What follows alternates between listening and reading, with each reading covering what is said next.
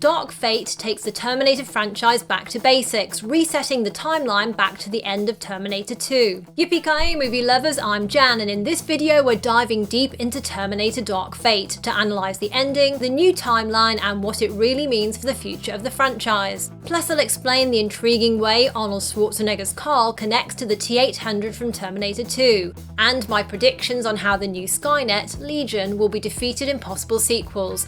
There will of course be spoilers for Dark Fate and other movies in the franchise. Although it's the 6th Terminator movie, Dark Fate is a direct sequel to Terminator 2. The events of T2 mean that Skynet no longer exists in the new film. However, the unstoppable march of artificial intelligence means a new AI system called Legion goes bad instead. Legion then sends a Rev 9 Terminator back in time from the future to assassinate Dani, the future leader of the Resistance in this new timeline. The Rev 9 racks up a brutal body count and is relentless in its pursuit because it can recover from virtually any physical damage, including being sent through a turbine in the final showdown. As a final resort, augmented human Grace tells Dani she must use her power source to fry the machine's neural net processor. Removing the power source from Grace kills her, but Dani is able to jam it into the Rev 9's skull, short-circuiting many of its functions. To finish the killer cyborg off, an injured Carl reactivates and holds the killer cyborg down, while the power source burns them up, shutting both of them down, effectively killing them. This ending combines the finale of Terminator 2 when the T-800 came back to life after its secondary power source activated to rescue John Connor from the T-1000, and the ending of Terminator 3 Rise of the Machines, where like Dani, the T-850 jammed its own power source into the skull of the T-X Terminator. You are terminated. With the Rev 9 defeated, the future Resistance leader Dani has been saved, but a future apocalypse where the AI system Legion turns against its human creators still hasn't been avoided. So it's similar to the first Terminator movie where John Connor's future is saved, but the apocalypse isn't prevented. In the very final scene of Dark Fate, Dani watches a young Grace who's still alive in the present day, and she vows to Sarah that she won't let Grace die for her again. In other words, Dani wants to break the time loop that in the future forces her to send adult Grace back in time to die for her. This final playground scene is also a cool homage to the iconic scene from Judgment Day, where Sarah had an apocalyptic vision of the future and foresaw the nuclear catastrophe that Skynet would inflict on the world. Dark Fate links that moment from T2, which was what drove Sarah to prevent the rise of Skynet, with Dani's own decision to change the future and stop the rise of Legion. So Dark Fate leaves the future open to change, making the new sequel to Terminator 2 a lot more hopeful and optimistic than Terminator 3 Rise of the Machines, the original sequel which took a fatalistic view that despite everything Sarah Connor did to stop Judgment Day in T2, Armageddon at the hands of Skynet was unavoidable. We stopped Judgment Day. You only postponed it. Judgment Day is inevitable. That third film killed off Sarah Connor and finished with the nuclear apocalypse that had been averted in T2. I should have realized our destiny was never to stop Judgment Day. It was merely to survive it. Dark Fate, by contrast, actually reveals that there's a glimmer of hope and the future of artificial intelligence may not be as catastrophic as seen in previous sequels after T2.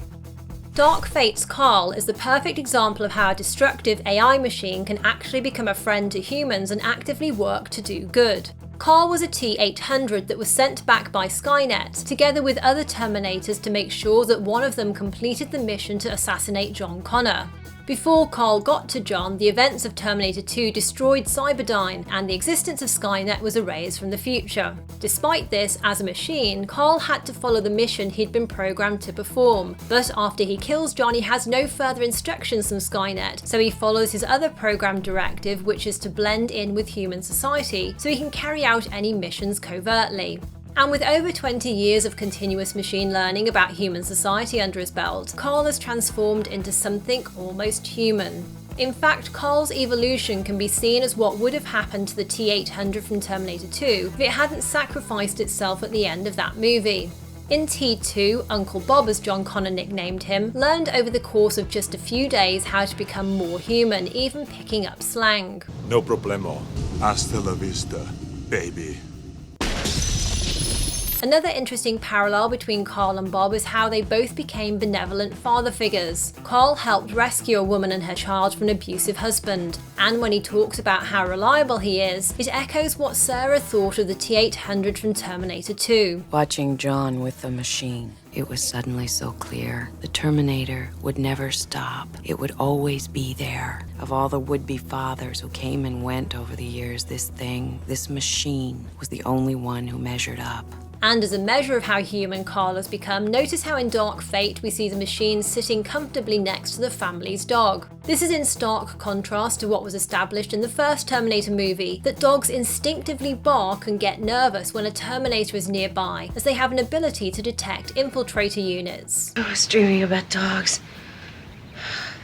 We use them to spot Terminators. Carl even seems to have acquired a form of his own free will. When he meets Sarah, he tells her that because she chose to change the future, Skynet now no longer exists, meaning that he's been set free because he has no further orders to follow. And now he's choosing to make his own autonomous decision to protect Dani. I'm going to help you protect the girl because I choose to. Carl's freedom and ability to make his own decisions also fits well with the phrase "no fate but what we make" that first appeared in T2. The future is not set. There is no fate but what we make for ourselves. This is echoed again in Dark Fate's flash-forward scenes from the future where Dani rescues Grace from attackers who are after her food. Dani tells the other humans that they shouldn't be fighting amongst themselves but joining together to fight the machines instead. When one of them says there's no point as they can't win, Dani urges them to resist fate, a belief that rallies people to her cause and builds an army that is fighting to take the world back from the machines.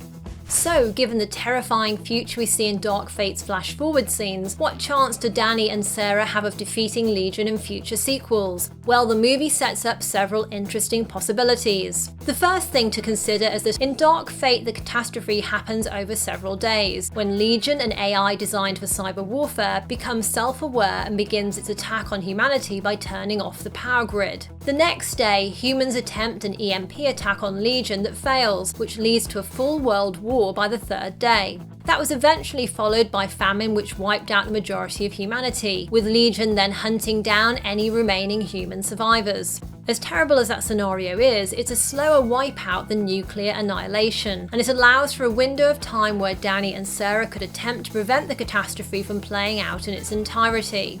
Something I've already mentioned is how Carl is a great example of how a machine can learn and become something almost human, with the ability to make its own decisions rather than follow a hard-coded set of rules. This is something that Sarah and Dani both witnessed and might investigate further. For example, they could find a way to change how Legion's machines operate so they live together with humans rather than kill them. In fact, there's a deleted scene from Terminator 2 that's in the extended cut where the T-800 explains to John that his machine learning mode is something that has to be switched on. Can you learn stuff that you haven't been programmed with? So you can be,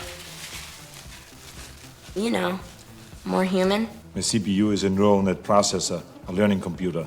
But Skynet presets the switch to read only when we are sent out alone. Doesn't want you to do too much thinking, huh? No. Can we reset the switch? Someone who might come in useful for this is Sarah Connor's contact, Major Dean, the military officer who has an alliance with Sarah. Major Dean was only in Dark Fate briefly, handing over the EMP device to Sarah, but in an interview with IGN, director Tim Miller explained that Dean was originally in more scenes and that he's a military intelligence officer who's wary of AI and had turned to Sarah Connor to help him out on a few missions.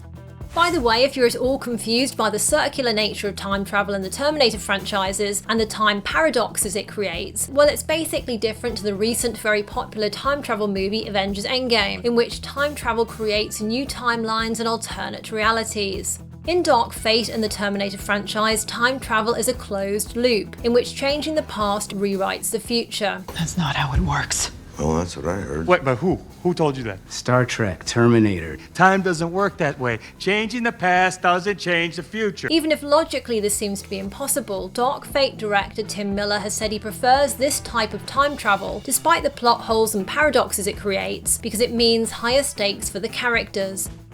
Even though Carl was damaged beyond any likely repair in Dark Fate, it's still possible for Schwarzenegger to return in a sequel as a brand new character, perhaps even a human next time around. James Cameron has said it's unlikely Legion would attempt to build an Arnold T-800 in the Legion version of the future, because that's a different technological developmental pathway. However, there could still be more Arnold T-800s kicking around that Skynet sent back. But what could be more interesting is if we met the human being that Skynet based its T-800 designs on. In a Q&A in 2007, Cameron said, "It has flashed through my mind that there has to have been a prototype, that there has to have been a guy that they grew the Terminator from, and that presumably was a real person at some point. And did that person have some sort of meaning to Skynet on why they chose that one?"